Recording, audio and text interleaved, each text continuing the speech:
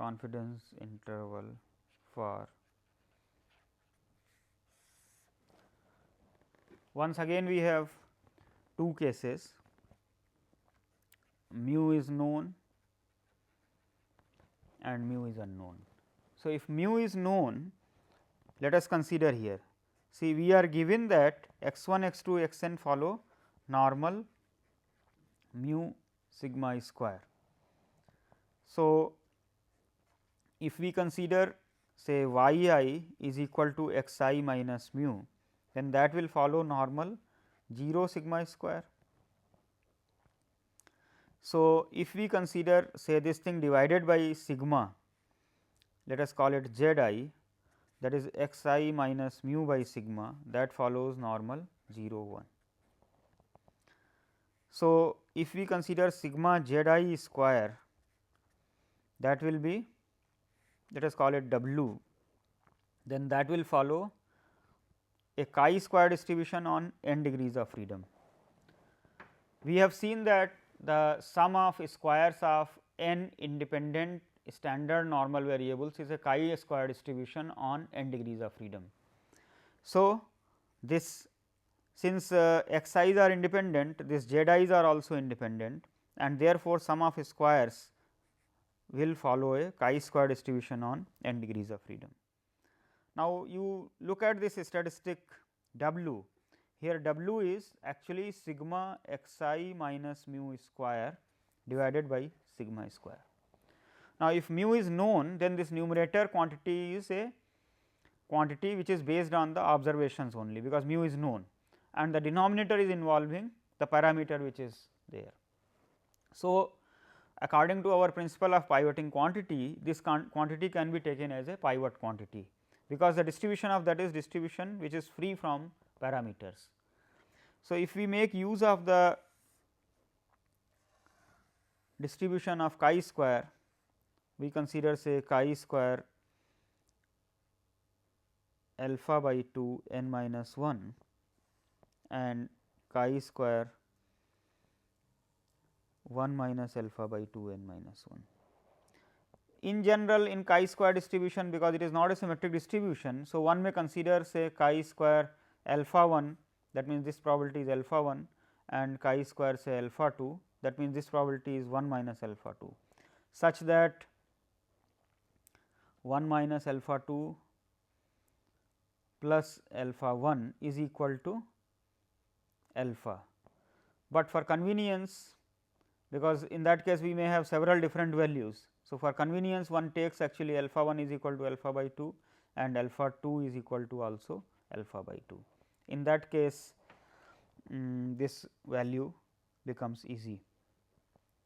So, this probability is 1 minus alpha, this probability is alpha by 2, this probability is again alpha by 2.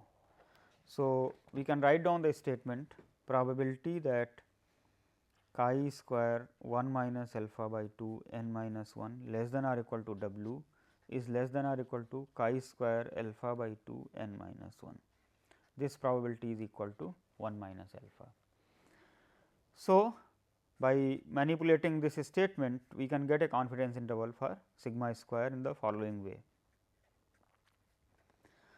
This is less than or equal to sigma x I square minus mu whole square divided by sigma square less than or equal to chi square alpha by 2 n minus 1, that is equal to 1 minus alpha. So, if we look at this statement, this is equivalent to sigma square is greater than or equal to summation of x I minus mu whole square divided by chi square alpha by 2 n minus 1. If I look at the left hand inequality, then this is equivalent to sigma square is less than or equal to summation of x I minus mu whole square divided by chi square 1 minus alpha by 2 n minus 1. So, this statement is equivalent to probability that summation x I minus mu whole square divided by chi square alpha by 2 n minus 1 less than or equal to sigma square less than or equal to summation x I minus mu square divided by chi square 1 minus alpha by 2 n minus 1. So, sigma of x I minus mu square divided by chi square alpha by 2 n minus 1 to sigma of x I minus mu square divided by chi square 1 minus alpha by 2 n minus 1. This is a 1 minus alpha percent confidence interval for sigma square. This is when mu is known. So, if the sample is observed, then we can evaluate sigma x I minus mu square, and the chi square values can be seen from the tables of a chi square distribution, and the values can be substituted here. Now, we observe here that this statement can also be written to create a confidence interval for sigma also. That means, if you want a confidence interval for standard deviation. So, this statement can also be written as probability of square root of sigma x I minus mu square divided by chi square alpha by 2 n minus 1 less than or equal to sigma less than or equal to sigma x I minus mu square by chi square 1 minus alpha by 2 n minus 1. So, we get a confidence interval for sigma also, that is sigma of x I minus mu whole square by chi square alpha by 2 n minus 1 to square root sigma x I minus mu square by chi square 1 minus alpha by 2 n minus 1. This is a 1 minus alpha percent confidence interval for sigma when mu is known.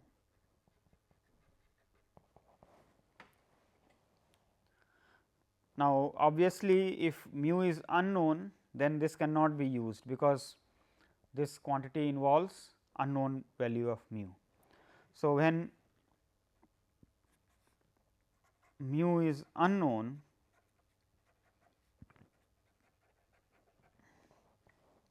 then we make use of S square.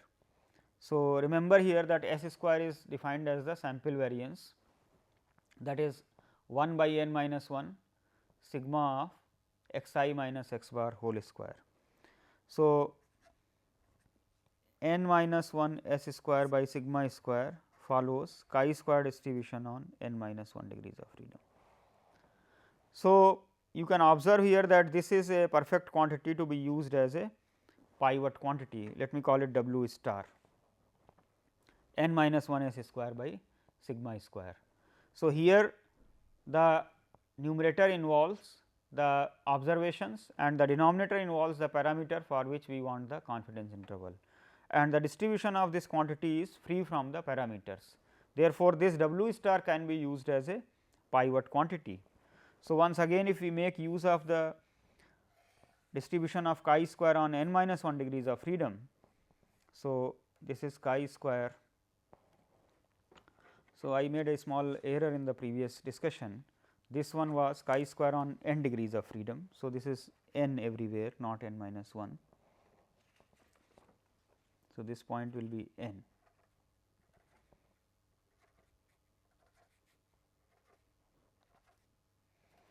So, the 101 minus alpha percent confidence interval is sigma x I minus mu whole square by chi square alpha by 2 n to sigma x I minus mu whole square by chi square 1 minus alpha by 2 n.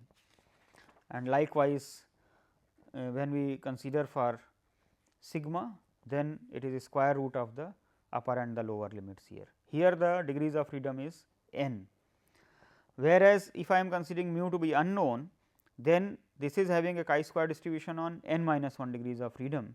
So, we will consider the point chi square alpha by 2 n minus 1 and chi square 1 minus alpha by 2 n minus 1.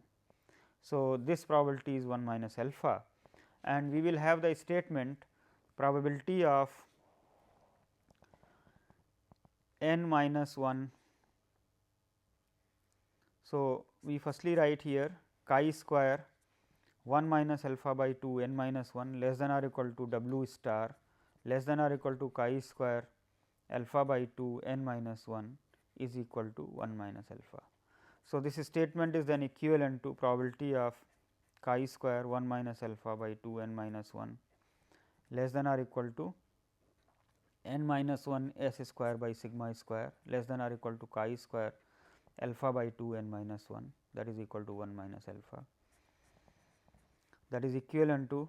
Now, from here if we look at the right hand inequality, it is equivalent to sigma square greater than or equal to n minus 1 s square by chi square alpha by 2 n minus 1. If we look at the left hand inequality, that is equivalent to sigma square is less than or equal to n minus 1 s square by chi square 1 minus alpha by 2 n minus 1.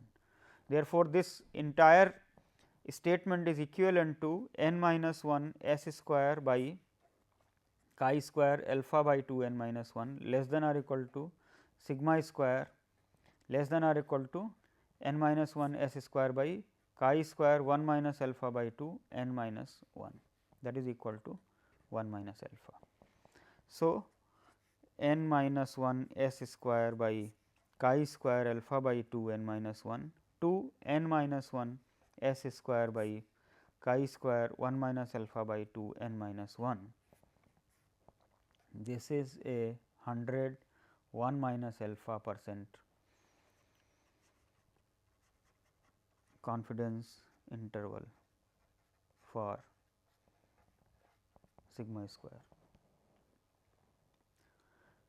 So, if a sample is observed, we can evaluate the value sigma x I minus x bar whole square and get the sample variance, and the chi square values can be seen from the tables of the chi square distribution, and a confidence interval can be obtained. Once again you observe here that we may take the square root of the statements here, and then we get a confidence interval for sigma also. So, we can also write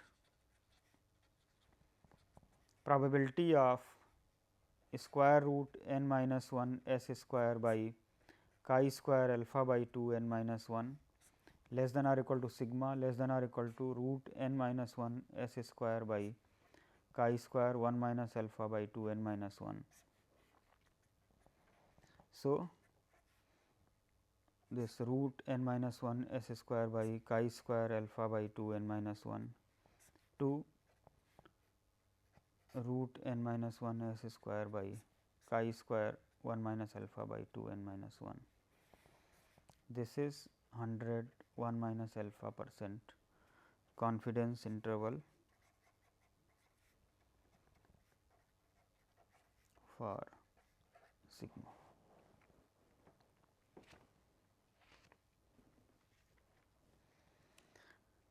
Let me do one example here.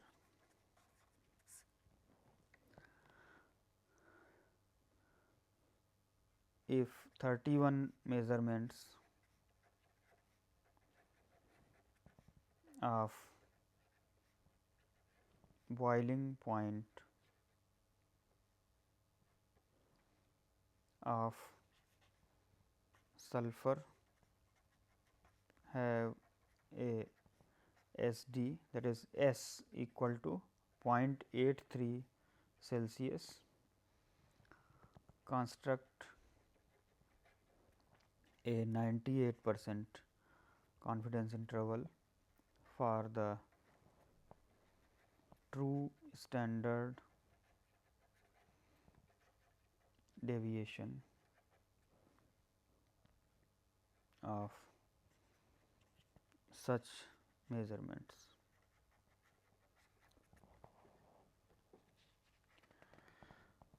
So, here we need the chi square value on 0.01, n minus 1 is 30 here. So, chi square 0.9930. So, these two values can be seen from the tables of the chi square distribution to be, this value is 14.95 and this value is 50.89. So, we calculate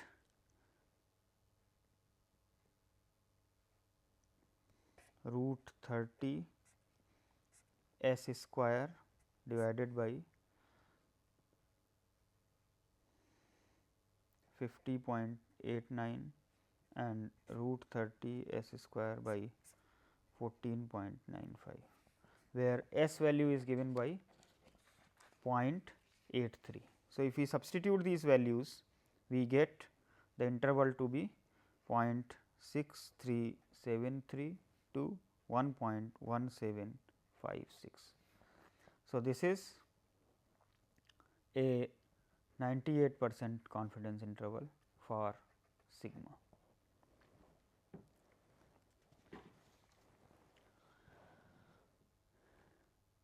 Now, many a times in place of one normal population, we may have two normal populations, and in that case we will require the confidence intervals, say for the difference of the means, we may require for the ratios of the variances, etcetera. We may also have populations where the proportions are important. So, we may need a confidence interval for a binomial proportion, we may need a confidence interval for the difference of the proportions, etcetera. So, let me consider in the first case the normal populations. So, we have two normal population problems.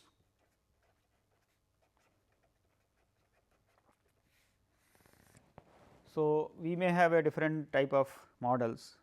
One could be that I have independent random samples, say x 1, x 2, x m following normal, say mu 1 sigma 1 square, and y 1, y 2, y n is another sample from normal mu 2 sigma 2 square, and these two populations are such that the sampling is done independently.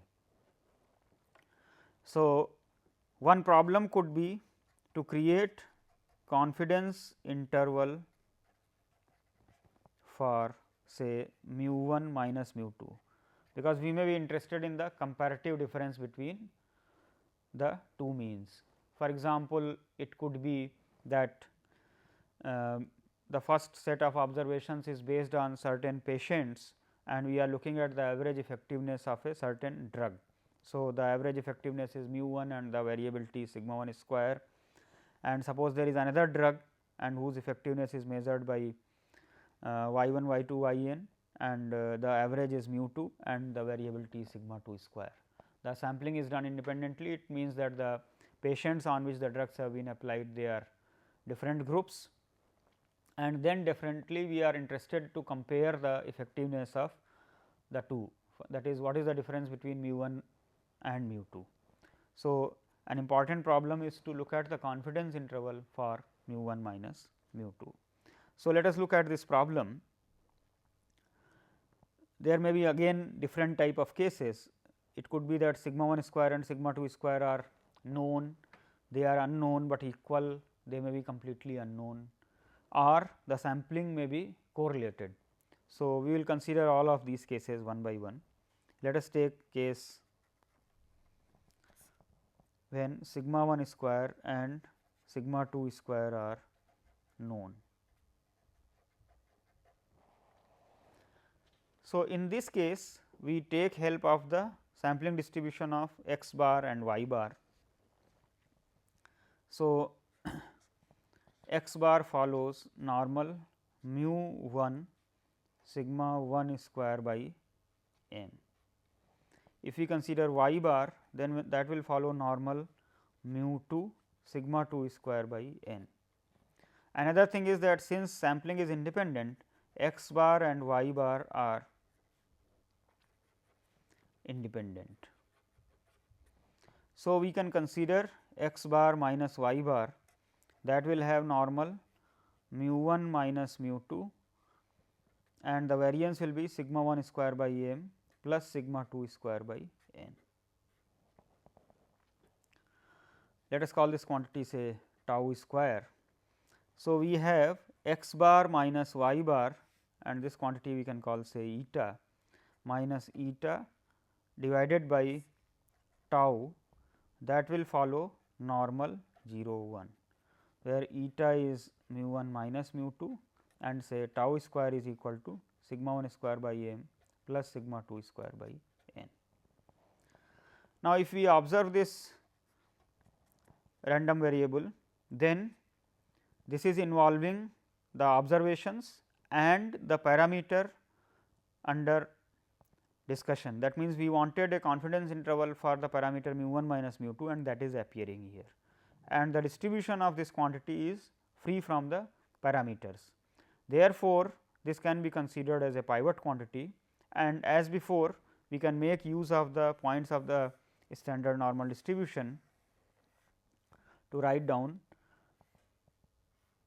a confidence interval. So, if this is the phi z, that is the density of the standard normal distribution, then z alpha by 2 is this point such that this probability is alpha by 2. Then on this side you have minus z alpha by 2, that is this probability is alpha by 2. So, intermediate probability is 1 minus alpha. So, we are able to write down the statement probability of minus z alpha by 2 less than or equal to z less than or equal to z alpha by 2 is equal to 1 minus alpha. So, this is equivalent to probability of minus z alpha by 2 less than or equal to x bar minus y bar minus eta divided by tau less than or equal to z alpha by 2 is equal to 1 minus alpha. So, if we multiply by tau and then utilize this condition that eta is greater than or equal to x bar minus y bar minus tau z alpha by 2 and eta is also less than or equal to x bar minus y bar plus tau times z alpha by 2. So, the statement is equivalent to x bar minus y bar minus tau z alpha by 2 less than or equal to eta less than or equal to x bar minus y bar plus tau z alpha by 2, that is equal to 1 minus alpha. So, we get x bar minus y bar minus square root of sigma 1 square by m plus sigma 2 square by n z alpha by 2 2 x bar minus y bar plus square root of sigma 1 square by m plus sigma 2 square by n z alpha by 2 as a 101 minus alpha percent confidence interval for mu 1 minus mu 2 when sigma 1 square and sigma 2 square are known. Let us take one example here.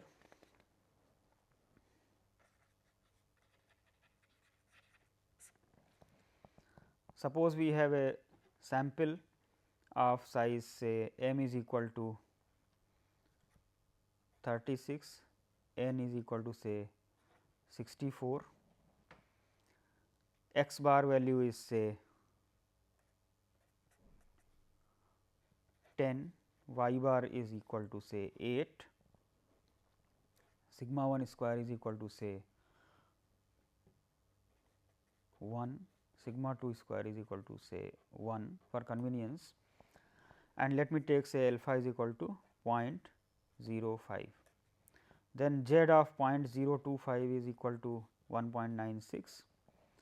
So, the confidence interval will become x bar minus y bar plus minus square root sigma 1 square by m plus sigma 2 square by n z alpha by 2.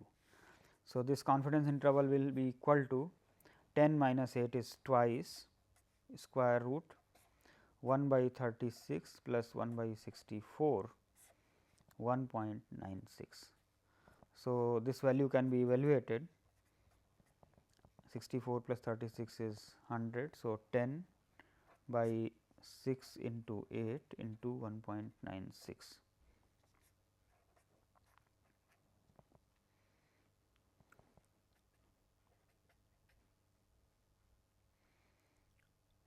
5 by 24 into 1.96. So, we get